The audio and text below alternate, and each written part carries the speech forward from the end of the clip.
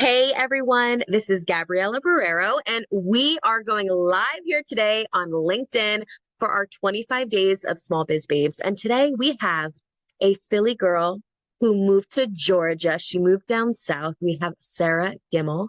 She's a marketing consultant for small business owners, and she's also a fractional CMO.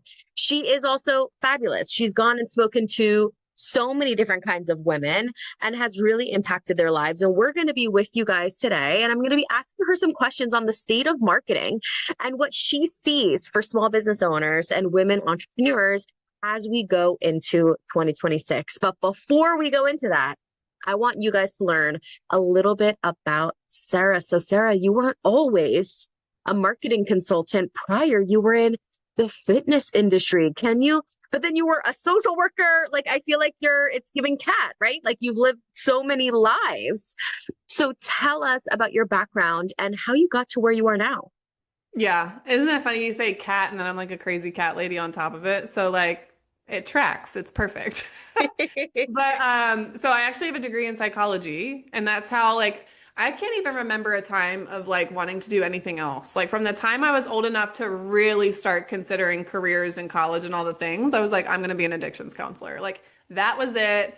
And talk about no plan B. Okay. I had no plan B. There was like no alternative option. There was no like, oh, take some other classes in another area. No, everything was addictions counseling all day, every day. And I got an internship in Camden, New Jersey. And that was where I got my first full-time job, even before I graduated. And I was an addictions counselor in Camden. And then when I got married, I was married to a guy in the military, so we went to Kansas. And I ran the drug and alcohol program for Job Corps in the state of Kansas. And that was really like education and awareness and a little bit less counseling, a little bit more education. But that was where I had started my own fitness journey. And I was taking my students at Job Corps to the gym because it was like, hey, if you're stressed out, instead of smoking weed, why don't we go to the gym? So it was like trying to teach them these healthier coping mechanisms, right? So when I went through my divorce and I was like, okay, social services just is not cutting it. I was way too emotionally attached. I was like literally having nightmares and losing my hair, and I was like not aware of my own head junk yet. And, I was going through this divorce. It was just a mess. So I was like, well, I'm already at the gym. Like perfect. And I literally, Gabby, kid you not, I should went every single day. And I popped my head in the office and I was like, are you going to hire me yet? Like, you told me you were going to call me and you didn't. Like, are you going to hire me yet? And eventually they hired me just to shut me up.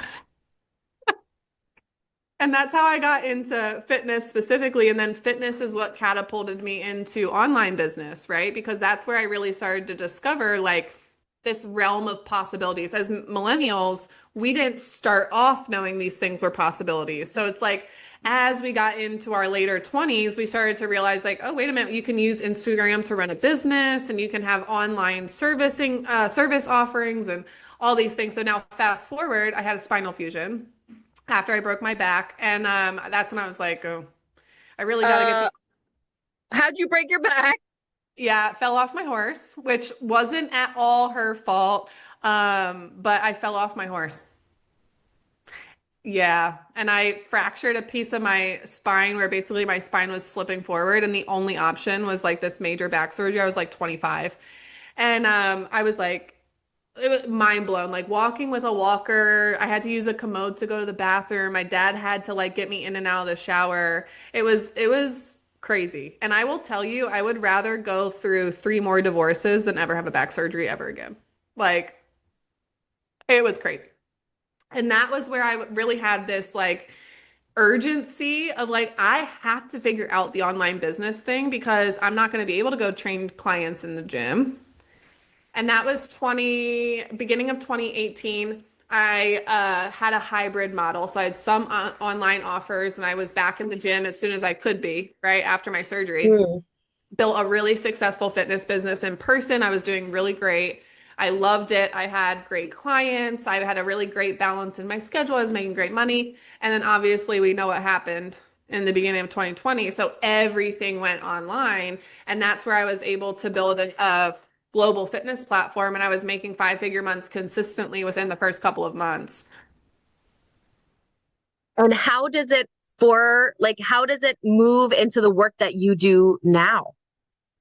So I had to figure it out. Obviously, like we all kind of start out figuring it out for ourselves, right? So the interesting thing about my background is I have the psychology background of how to help other people do things and understanding client behavior and all these things.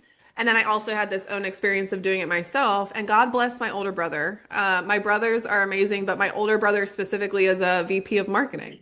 And I went to him and I said, I need more fitness clients. Like, tell me how to get more clients. And he started to walk me through all these, like, so not sexy things that we never see on Instagram, right? And I was like, no, no, no, I'm not doing this. I was like, I'm not doing all this stuff. I was like, tell me what I need to post on Instagram. Like, just tell me he's like, Mm. no. He's like, I promise you, this is what's going to be the most valuable thing you can do in your marketing. And sure enough, he was right. So after I figured it out for myself, and then I decided it was time to release the fitness business, it was just this perfect transition because I had already been helping people. I just wasn't charging them for it. And like this zone of genius in my own expert brain for marketing had really been like nurtured and massaged and came out. And so I made offers for it. Wow. And now talk to us about your move from Philly to Georgia. Crazy. Yeah. And I literally just packed my stuff one day and I just like packed my horses, packed my cats, moved by myself. I didn't have any friends or family here.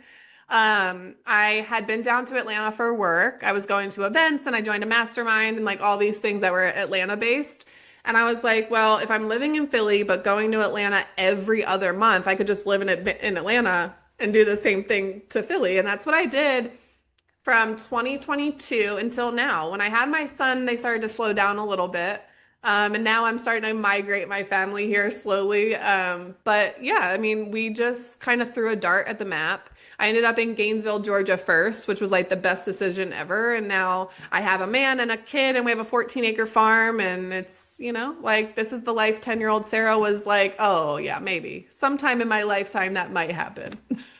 Oh my gosh. And now none of this is normal for your normal entrepreneur. I don't think you Yeah. meet a normal entrepreneur who has horses and has a farm. And I think that you maybe can hear about them through social media or TikTok. So how does it feel like to be this anomaly, right? I love using that word. Like, I feel like so Yeah. many people in my network are just like anomalies. Like, how did you get to be the way that you are? Horseback riding, and did you like what was growing up in Philly like for you? Did you grow up there? And like how have you been adjusting to life in Georgia?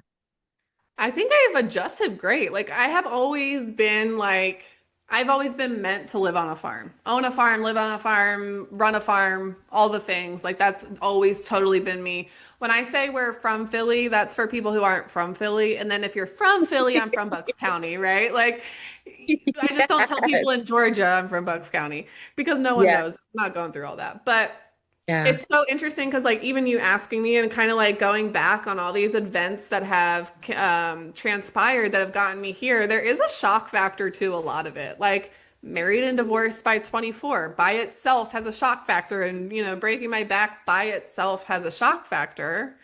And I think that, like, I forget sometimes that there's like this, like, I literally sound like a crazy person. But I've always been really bold. I've always been like the person who I was the first one in my family to travel abroad twice, or not travel, study abroad. I studied abroad twice, went by myself, gave my poor mother high blood pressure, and I got married and moved to Kansas. Like I've always been Like a like, go-getter. Like if you yeah, want it, you're gonna go get it. yeah, and I'm not going to do it locally. Like I'm probably going to go somewhere. I've always been the one to like kind of fly the coop and make really bold, unconventional decisions. And Hmm. like I don't know, it just kind of really fits my personality. And moving here to Georgia, that was a major leap of faith. Like sitting on I remember sitting on a rock in the middle of Maryland State Park. I literally drove to Maryland. It was my birthday of 2021. Drove to Maryland and I sat on a rock in the park. And that's where I was like, okay, God. I was like, what am I gonna do? Like, I need to do something, I need to figure something out. And that's how I decided to move to Georgia. Wow. Oh Crazy? my gosh. And how has, speaking of your little right there, How has mama life? We're navigating now that he's more mobile and more vocal and like now he knows what he wants. We're definitely navigating what that looks like. Yeah. I think I just times it's just giving him like compromise. You can have the microphone. Yeah, absolutely. Absolutely. He can have that. And you know what's so funny is I've always been very type A, and I saw this thing online. It was like I was type A up until I ran a business and had kids. And like now I'm very type B. Absolutely. Absolutely. I Yeah, love that though. yeah, like things will happen the way they're supposed to happen. And if it's not perfect today, we're gonna try again tomorrow. 16-year-old Sarah was nothing. Oh no. 16-year-old Sarah would have a stroke. But now we're good. You know, like now we'll figure it out. And here's my trick, Gabby. I pick Yeah. one thing a day that I focus on for the whole day, and that's like my Yeah. only the day. So like I can't time block because of my ADHD. So I will say like, okay, today's an admin day, right? My only goal is admin, or today is a client work day, or today is a call day where I'm just going to do coffee chats and calls, and today is going to be a tracking finance and bookkeeping day. You know, and tomorrow the next Yes. day like offer development. Like I literally pick one thing because in my brain I can't do like COO for 1 hour and then go into marketing mode for 1 hour. It's like today I'm just going to focus on creating content. And Absolutely. yeah, and that has been one of the greatest shifts since being a mom. I feel like I give both of us so much more grace when Mm. it's not, when it's not perfect. Like if he's having a Like bad, regimented, right? And too structured. And yeah, it's like that has a place in time, but not really when you're a new mom, because I feel like the uptightness around that can make your whole day. It's like a deck of cards, right? Like one goes loose and the whole thing it's like a domino effect. So I yeah, really appreciate you sharing that. Like, hey, if you're yeah, listening to this, give yourself some grace and focus on one thing. And yeah. as you were talking about, like, hey, I'm really bold. And can we talk a little bit about your super bold? We want Sarah Gemmell bold marketing predictions for 2026. Let's call a spade a spade. I completely understand the state of the economy as they're explaining it. Now, as everyone has always said on socials, whether you're going to ascribe to that is up to you. Whether you're going to plan your entire business around having your smallest year yet is up to you. But for someone who's ready to go bold in 2026, they're ready to take their marketing all the way. What do they need to know about where they need to be, the buyer's habits that you're seeing, and like what's working, what's not working for your clients? The number one thing. So marketing in 2020 was vastly different than marketing today. And one of the biggest things I'm seeing happen is we are trying to market still like we did in 2020, right? We're very habitual creatures. We know this for the most part, right? So out of being a habitual creature, we stick to the habits of marketing that we know have worked. So it's like if you had a really great month a couple years ago, because Facebook Lives, remember when Facebook Lives were a thing, right? Facebook Live, I made all this money and I went live every day at 9 o'clock, and that's how I got my clients. It's like, yeah, but now the platform has changed. Now Facebook Lives, you're lucky if you get even one person to hop in, right? So the platforms are changing, the audience is changing, buyer behaviors are changing, the market is changing. Now we're seeing a shift where in 2020 anyone could make money. You didn't have to be good at anything. You could sell anything, you could market anything, people would buy anything. Mm. Now we're seeing a shift of only the true entrepreneurs who have a true area of expertise are the only ones surviving. They're the only ones surviving. And that is not because of us as the business owner, it's because of the consumer. The consumer is now more educated. They want to make more educated buying decisions, especially if you are any kind of coach. If you are a wellness coach, a fitness coach, a health coach, a hormone coach, I don't care what kind of coach you are.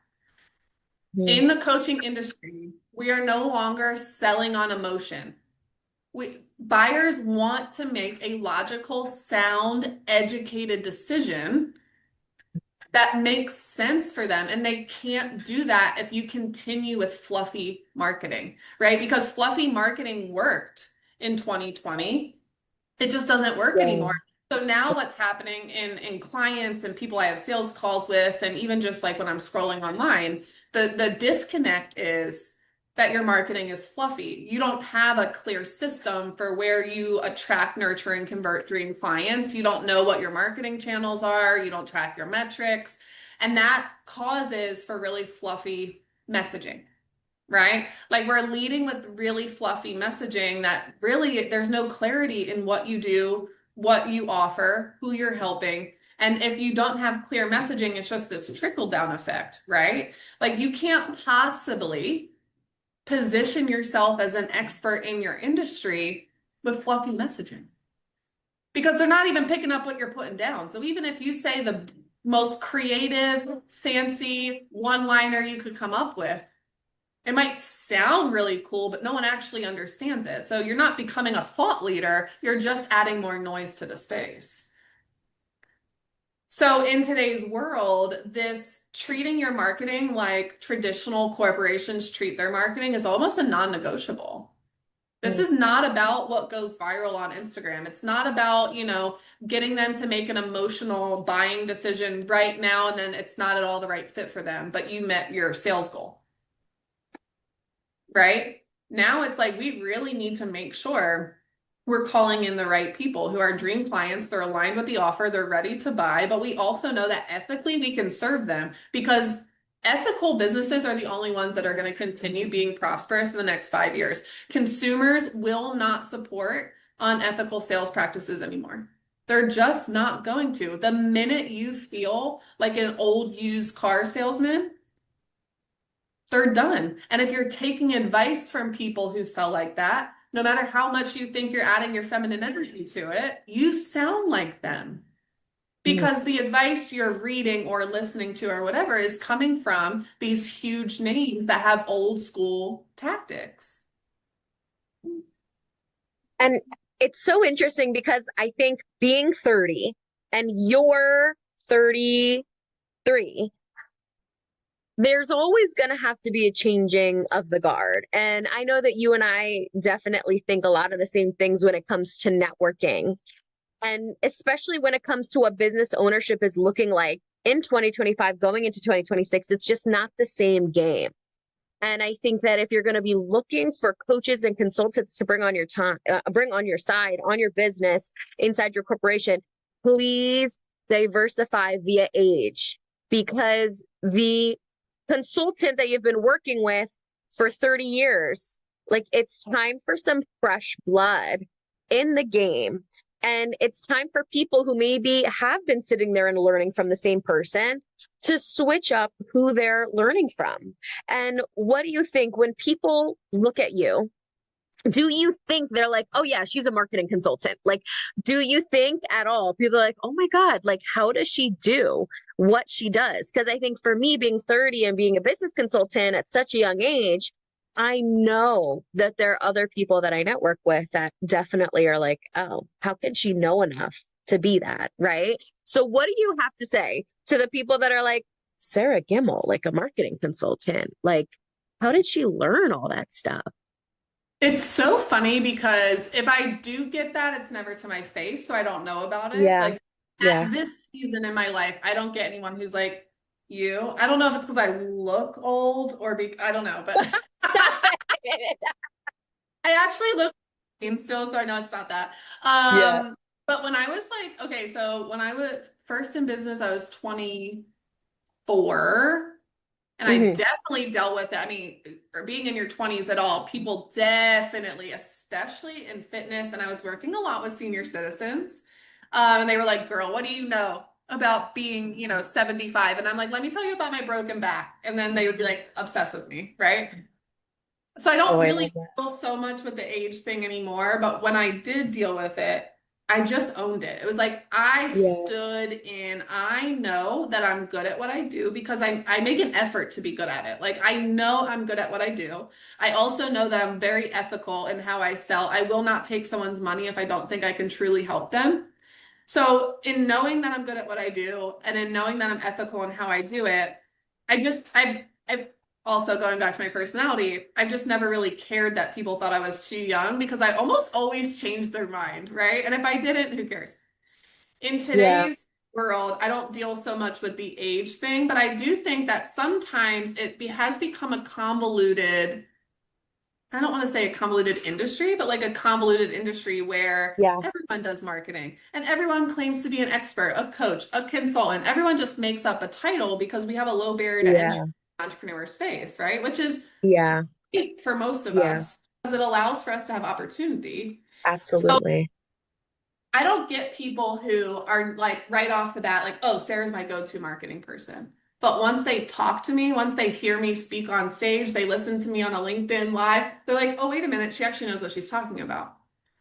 And then it's like, I know that I can do that pretty quickly with people too. Like, if I can have a conversation with you, there will be no doubt in your mind that I know what I'm doing when it comes to marketing. And what do you have to say to the women that feel insecure about those things? Like, and I'm sure you have the clients too who are like still just like feeling insecure. Like they're like, no, but Sarah, like I'm afraid they're gonna think this or they're gonna think that. Being the confident individual that you are, and confidence doesn't sound like anything you've ever had to struggle with, right? Like you were hopeful. It sounds like you were probably raised in a very secure home that never questioned your potential, right? I was raised that way too. So when people describe it as confidence, I always thought that was weird because I was like, it Yeah. took me to get older in life, and I was like, oh, I realized because I just don't doubt myself. You Yes. cannot pay me to doubt myself. You can't make me doubt me. And if you want to, I'm literally going to cut you off. Like I have, Literally. like Bye. unless I'm paying you, like you know what I mean? Like why are you doubting me? Are you a hater? Like, get out of here. Yes. But I realized my parents, and I saw Michelle Obama share this as well, that my parents wanted to hear me and my sister's thoughts. My parents wanted to hear what we were passionate about, what we wanted to do, and then wanted us to go after and do it and would have set us up with every single way to succeed. And Yeah. as a coach, I oftentimes can meet other women, especially as a network owner, right? I meet them at my events who don't have that belief yet. And the noise of others can be so deafening at first. Yeah. So what do you have to Yeah. say to them? You listening to you talk, I'm like, this is why we're friends, right? Like, shout out to Mike and Sandy because they definitely did raise me that way. And I joke with them now, being in my 30s. I'm like, did you know it was gonna be like this though? Like, I know like you wanted me to be like bold and independent and confident, but like Yeah. go this extreme. And Yeah. like I feel the same way about my kid. I'm like, I like okay. Yeah. Um, what I notice happen, especially with female service providers, whether they are doing coaching or like a done for you service, they go through years in an industry. They go through so many different certifications. They do all these things to truly be the expert at their craft. That part is not in question. Like you did all these things. It's not like you claim to be a Reiki master, but you've never taken a Reiki class before, right? Like you can ethically and soundly say that you have done the work and you've put in the time to being an expert. But what trips people up is that they haven't yet sold it or they haven't yet hit milestones in their business. And even if you have sold it, right? Because a lot of people I talk to, they're like, Sarah, I've sold. It's just inconsistent. Or I'm getting visible, it's just not to the right people. Or like I'm hitting this, season of some months are great. And then other months are like, well, where did everybody go? Yeah. Before the business becomes this well-oiled, profitable machine that you can consistently rely on every single month, that's where the doubt comes in because it's like if people aren't buying, it's me, it's the offer. They don't like me, they don't need my offer.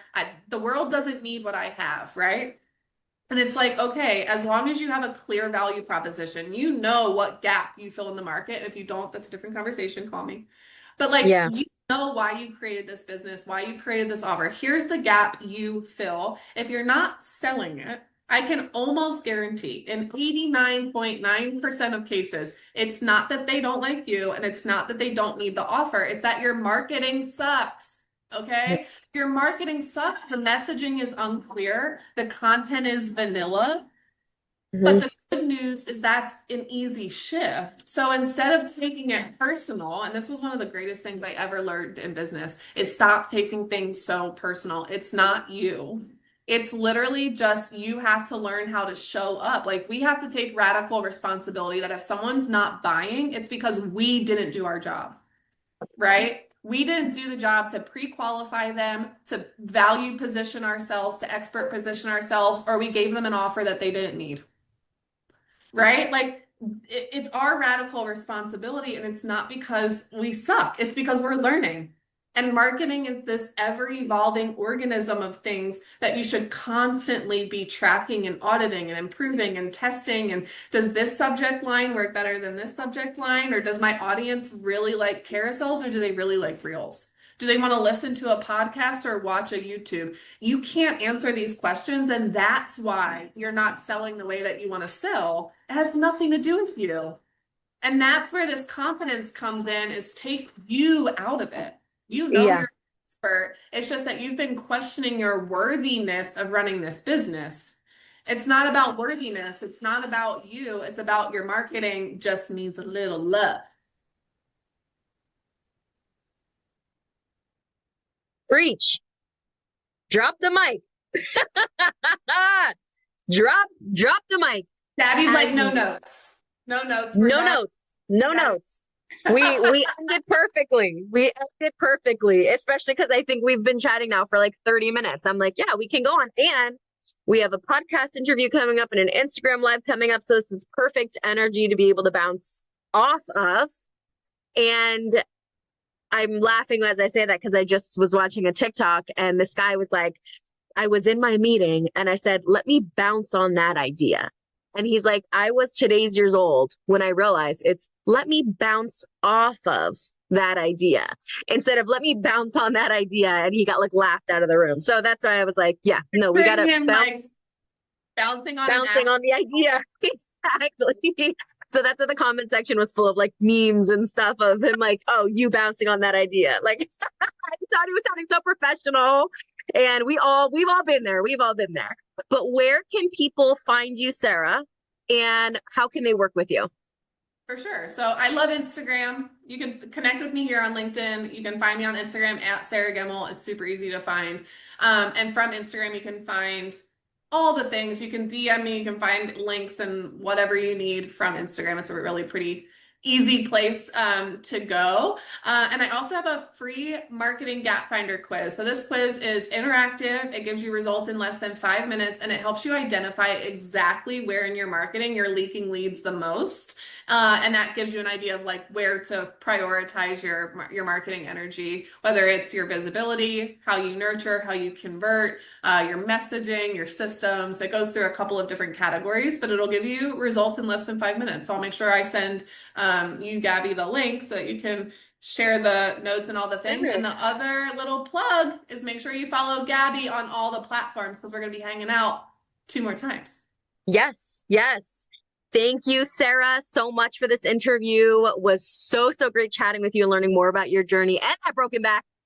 Okay? That broken back.